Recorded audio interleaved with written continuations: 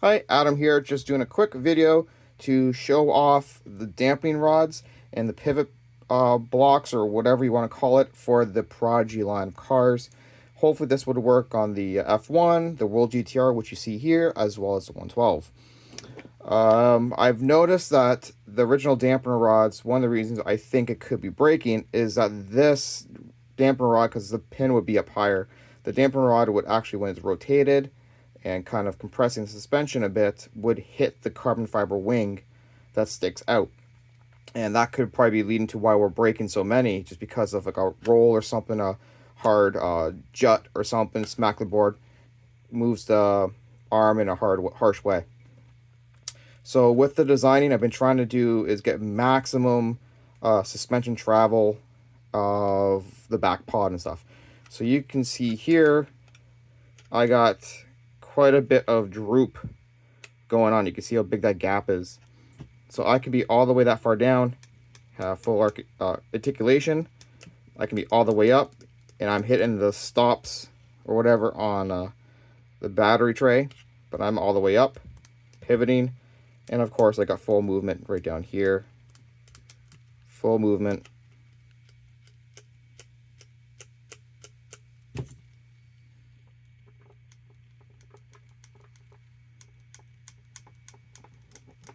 You see I have my suspension all the way down here, and the pin just comes out. So I got a lot of movement. Sorry, motor. So with the damper thing all the way up, you can see I'm just at the carbon fiber. One thing I might do is I might run a 1/2 mil or 1 mil shim underneath that to make sure I have the clearance I need.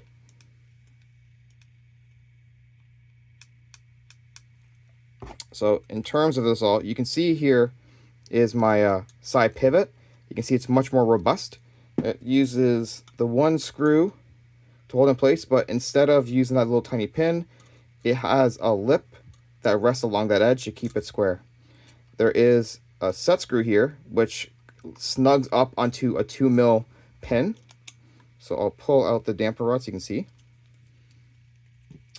So as you can see, there is a 2 mil pin that's used like for like a turnk or hex, and that's what I use to line up. The dampener rod itself is much more robust than stock. Though it's 3D printed, it's really strong, has good flex. At least like I can bend this heavily without it breaking. So it's a flat base here because I print it straight up like that. That's how I print. So the printing head is going like this. That way that these lines are as strong as you can have it. This has been made much more robust than stock to hopefully give it more strength. Clearance around the spring, so you can see how far it comes out. I'm almost touching the spring with this. So I'm going to go grab one of those pieces and I'll show you how strong it is. Give me a second, I'll be right back.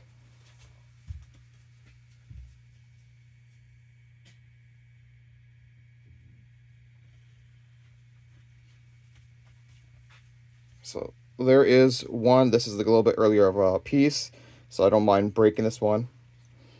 So here is the part.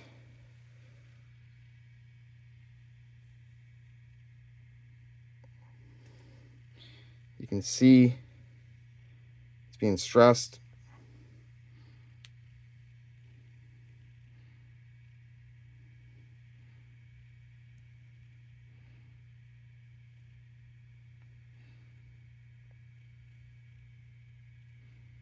So I just bent it back and bent the other way, and I just broke it now.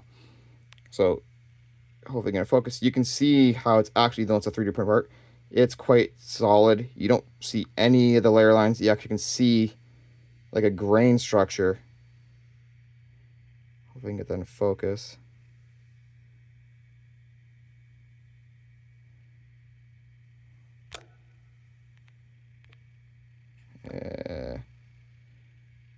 I'm failing to get in focus, but you might be able to see like a grain structure.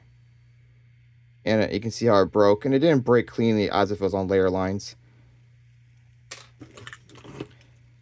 So dampener rod slides in as normal. Locate to the pin.